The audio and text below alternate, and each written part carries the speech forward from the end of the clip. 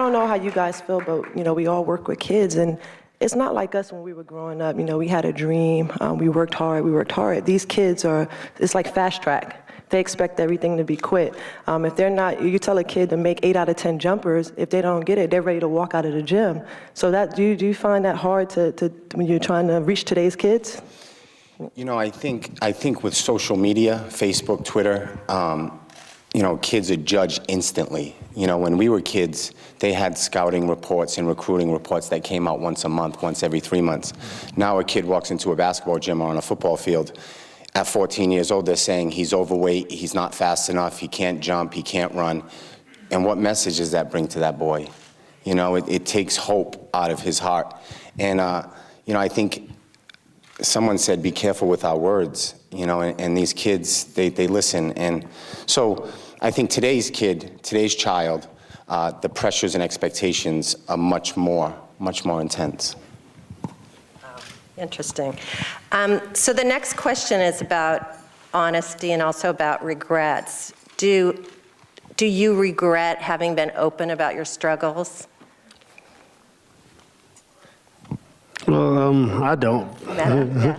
Because I think it helps others, So, like when I had the idea, when me and Heidi came up with the idea to, raffle off the championship ring, we was like, yeah.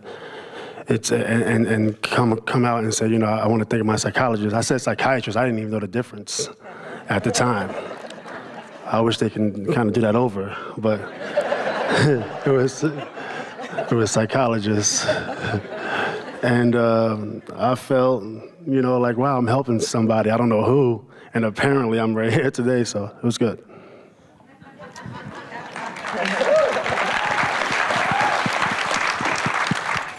I think I'm often asked about my regrets and if there's anything I would change. Personally, in this recovery process, I would change nothing that happened to me, but I would change everything that happened to my family. My family suffered just as much, if not more, than I did.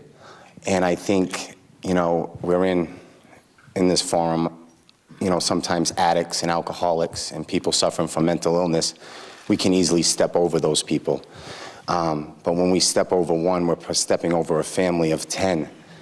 So if not to have empathy for the addict, have empathy for their children and their mothers and fathers, Yeah.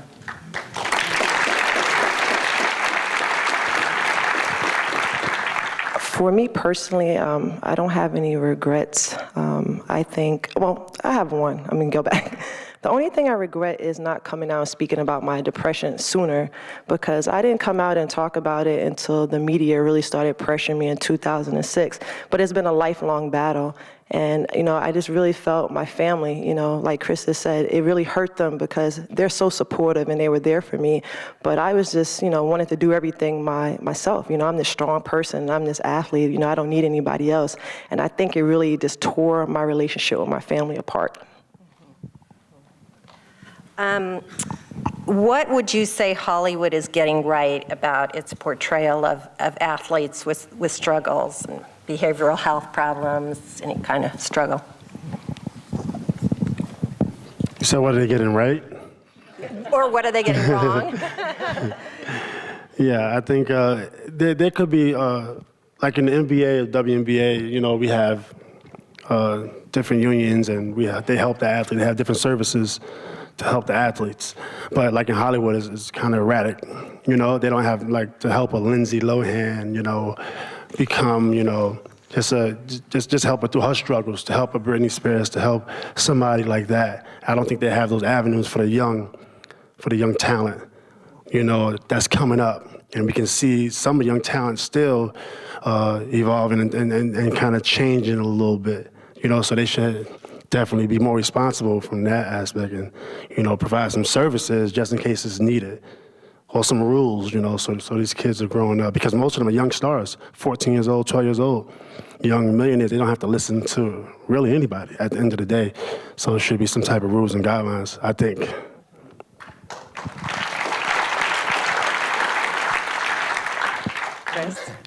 I have no idea. I'll let you handle it. All right. Well, from the video clips that we saw today and the movie clips, one thing that really impressed me is that they're real life stories.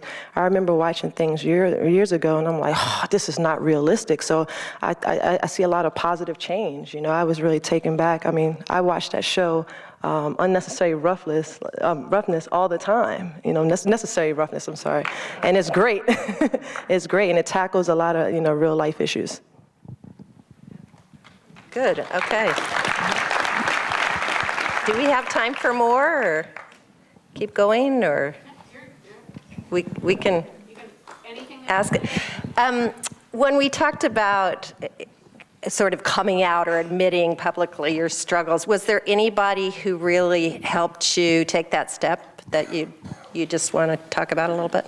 I'll go first. Let me tell you, I know you all heard legendary Coach Pat Summit, and we know all the great things that she's done for women and women's basketball, but she's the real deal, and she's just been a second mother to me. I remember her coming to DC to my aid. I was basically locked in my apartment for 3 days, eating Fruity Pebbles, and, you know, lost reality. And she sat there, she talked to me, she cried with me, and she's just always been there for me. And I'm just blessed, you know, to have her, be there in my life at that time.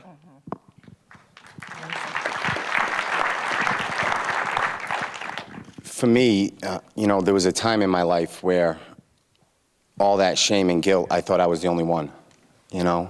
And I didn't think that I'd ever be able to recover from the things that I did throughout my addiction, whether it be with my children, my wife, family.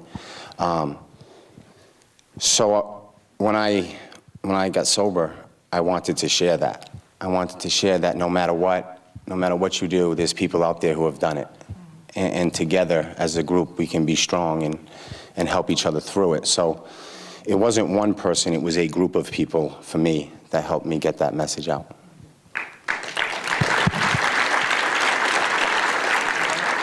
Yes, it was definitely a lot of people that supported me throughout the years that you kind of forget about. And then when you're going through something, you kind of call back on to those people. One of the people I did not call back on was Alex Evans, actually, who was a producer of Unguarded. And when I was in college, you know, I was still a really, really edgy kid. And I had definitely a lot of issues, you know, in college, you know. But one thing that did not help me was the alcohol. You know, when I first got into the NBA, I started to drink a lot. You know, and I was playing pretty well, so I thought I could just do this and just kind of put all my problems under the rug, you know. So, you know, you kind of talk to the bottle and say, okay, I need some help. Give me some. The bottle don't talk back to you. The bottle just says, you know, you just drink some more, you know. So eventually you got to put the bottle down and, you know, find some real help. And actually my psychologist just left today. She visits me. I love her. She's amazing. And but she's just going, you know, just having the courage to say, okay, I need a little help. Yeah. Ain't nothing big. You know, just get some help and, you know, we get over it and recover. Well, thank all of you. You're each really an amazing inspiration, I'm sure, to everyone here.